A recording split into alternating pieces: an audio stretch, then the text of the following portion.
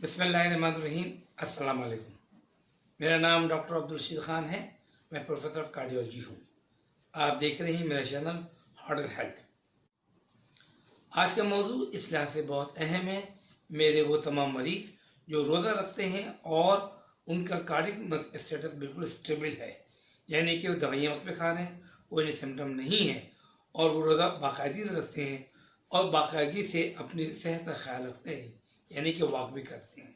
तो उनका एक अहम तरीन सवाल ये होता है कि डॉक्टर साहब, रमज़ान के दौरान में हम एक्सरसाइज कैसे करें। तो आज का मौजू है रमज़ान और एक्सरसाइज। सबसे पहले मैं उन सब तमाम लोगों को मुबारकबाद देता हूँ जो कार्डियक स्टेबल हैं और रोज़ा रख रहे हैं और अपनी दवाइयों को बाकायदे इस्तेमाल कर रहे हैं। अल्लाह ताला ने उनको ये नेमत दी है कि वो रोज़ा आसानी रख सकें। देखिए, रोज़ा रखने के दौरान में आप एक्सरसाइज कर सकते हैं। एक्सरसाइज करने में कोई कबाहत नहीं है, लेकिन इस एक्सरसाइज के अंदर कुछ थोड़े से आपको चीज़ें ध्यान में रखनी है कि कब किस वक्त करनी है और किस नहीं करनी है। उसी सिलसिले में मैं आपको कुछ हिदायत दूंगा। रोज़े की नियामत की वजह से अगर आप चाहते हैं कि आप अपना वेट कम करें तो अपना वेट भी कम कर सकते हैं। आप ये चाहते हैं कि आपका वेट ज़्यादा ना हो तो आपका वेट ज़्यादा भी नहीं होगा, और आप ये चाहते हैं कि मेरा वेट ज़्यादा हो, तो ये तमाम चीज़ें रोज़े के दौरान में होना मुमकिन है। अब सवाल ये पैदा होता है कि आप लोग ये कहेंगे कि डॉक्टर साहब, ये कैसे हो सकता है कि वज़न कम भी हो, वज़न बराबर भी रहे और वज़न बढ़ भी जाए रोज़ों के दौरान में। देखिए, कुछ चीज़ें ऐसी हैं जिसको आप और हम इग्नोर करते हैं। अल्लाह ताला ने और हमारे रसूल ने जो हमारे बुनियादी उसूल बताए हैं नमाज के लिए, सुबह के फजर के लिए, वो बहुत अहम है। ऐसे तमाम लोग जो रोज़ा रखने के बाद यानी सहरी के फ़ौरन बाद सो जाते हैं, उनका वज़न बढ़ जाता है।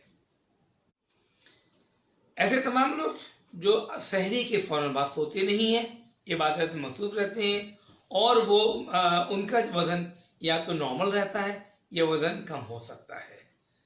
ये आप पे डिपेंड करता है कि आप अपना वज़न कम करना चाहते हैं या अपने वज़न को बराबर रखना चाहते हैं।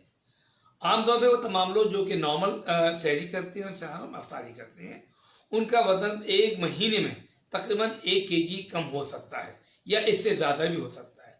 और ये तमाम का तमाम वज़न अगर वो रिगेन करना चाहें तो अगले 1 महीने में ये तमाम का तमाम वज़न उनको दोबारा रिगेन हो जाता है, यानी वो दोबारा हासिल कर सकते हैं।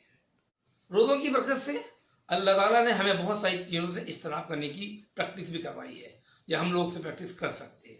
अगर जो हम चीज़ें रमज़ान में करते हैं और रोज़ों के अंदर बहुत से बच जाते हैं, अगर यही चीज़ हम रमज़ान के बाद भी अगर जारी रखें तो हम एक सेहतमंदाना ज़िंदगी गुजार सकते हैं।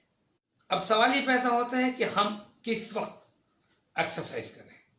देखिए, एक्सरसाइज जो है वो आप जो मेरे लिहाज से मैं समझता हूँ कि अफ्तार से पहले कर सकते हैं, ये सबसे बेस्ट टाइम है। लेकिन उसके अलावा आप सहरी से पहले भी कर सकते हैं, सहरी के बाद भी कर सकते हैं और अफ्तार के बाद भी कर सकते हैं। अगर आपने बहुत ज़्यादा शख्म सहरी नहीं की है, यानी कि आपने बहुत ज़्यादा हैवी मील नहीं लिया है, तो आप उसके बाद भी ये वॉक कर सकते हैं। मतलब ये है कि आपने थोड़ा सा अफ्तार किया और उसके बाद आपने वॉक किया और बाद में आपने खाना या बाद में उसी अफ्तारी की, या आपने सहरी जो है वो बहुत हैवी नहीं की है और आप सहरी करने से पहले भूल गए, तो आप सहरी के 1-2 घंटे के बाद आप वॉक कर सकते हैं। आमतौर में 20 मिनट से लेके 45 मिनट की slow walk, mild to moderate exercise आप कर सकते हैं, जिसमें योगा है, वॉकिंग है, बाइकिंग है और साइकिलिंग है। मतलब आपने हैवी एक्सरसाइज अवॉइड करनी है, स्पेशली अफ्तार से पहले, कि आपको उसमें तकलीफ ना हो। इसी तरीके से अगर आप चाहते हैं कि नहीं, आपकी आदत है हैवी एक्सरसाइज करने के लिए, तो उसमें आपको इजाज़त है कि आप 10 से 20 मिनट की हैवी एक्सरसाइज कर सकते हैं। इससे ज़्यादा एक्सरसाइज करने की कोशिश न कीजिएगा, कि हो सकता है कि आपको किसी किस्म का नुकसान ना पहुँच जाए। रमज़ान के दौरान जो एक्सरसाइज है वो आपके जिस्म के पर बहुत अच्छा असर होती है, इस लिहाज से कि एक तो आपकी कैलोरीज बहुत तेज़ी से बर्न होती हैं और आपका जो फैट है, जो फालतू फैट है, वो भी बहुत तेज़ी से फास्टिंग कंडीशन के अंदर ज़्यादा तेज़ी से बर्न हो सकता है और आप अपनी बॉडी को एक नया शेप दे सकते हैं। तो इस लिहाज से आपको रमज़ान के अंदर मैं अपनी एक्सरसाइज जारी रखनी चाहिए। देखिए, रमज़ान के अंदर दो चीज़ों का आपने ध्यान रखना है कि एक तो जब रमज़ान आपका रोज़ा रुक हो जाए तो आपने अपने आप को रिहाइड्रेट करना है। अगर आप चाहते हैं कि आपका फैट ज़्यादा हो तो सबसे बेस्ट टाइम जिसमें फैट सबसे ज़्यादा आपका कम होगा वो रफ्तार से पहले की एक्सरसाइज और जॉगिंग को कहा जाता है। उस वक्त करने से सबसे ज़्यादा आपका फैट जो है वो लूज होगा। देखिए, अगर आपका मतम नज़र ये है कि मैंने वेट लूज करना है, आप ये चाहते हैं कि मेरी बॉडी शेप में हो जाए, तो इस बात का ध्यान रखिए कि आपने अपनी डाइट को बैलेंस रखना है। आपकी एक्सरसाइज और आपकी जॉगिंग वो उसी वक्त आरामद होगी जब आपकी डाइट जो है वो बैलेंस होगी। अगर आप डाइट को बैलेंस नहीं रखेंगे तो ये आपकी एक्सरसाइज आपको बहुत ज़्यादा फायदा नहीं देगी। बैलेंस डाइट से मुराद ये है कि उसमें आपकी तमाम की तमाम चीज़ें शामिल हों, यानी कि लीन मीट भी हो, वेजिटेबल्स भी हों और फ्रूट भी हों, और उनकी मकदार आपकी ज़रूरत के हिसाब से हो, ना बहुत ज़्यादा ना बहुत ज़्यादा कम। आपने प्लान करना है कि अपना कितना वेट कम करना है और बॉडी को कितना शेप करना है, उस हिसाब से आप अपनी डाइट प्लान कीजिएगा। लेकिन याद रखिएगा कि अपनी बॉडी को आपने डिहाइड्रेट नहीं करना है, आपने उसको हमेशा रिहाइड्रेट करना है।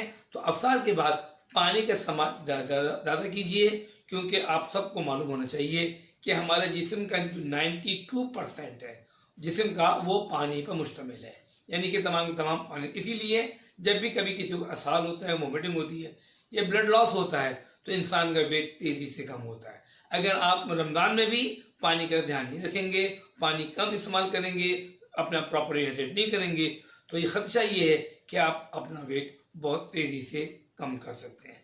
लेकिन अगर आपने डाइट को प्रॉपर नहीं किया तो आपकी जो एक्सरसाइज है वो कोई कारआमद नहीं होगी।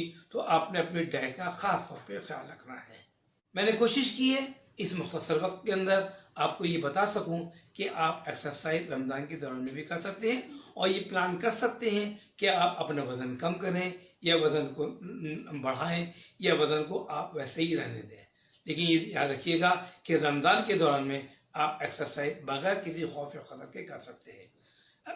अगर आपको अभी भी कोई सवाल है तो आप कमेंट सेक्शन में वो सवाल लिखिए ताकि मैं उसका जवाब दूँ। मेरी आपसे दरख्वास्त है कि आप मेरे चैनल को सब्सक्राइब कीजिए, लाइक कीजिए, शेयर कीजिए और बेल आइकन को दबाना ना भूलिए ताकि मेरे आइंदा आने वाली वीडियो जो है उसका नोटिफिकेशन आपको मिल सके। अस्सलामु अलैकुम वरहमतुल्लाहि वबरकातुहू।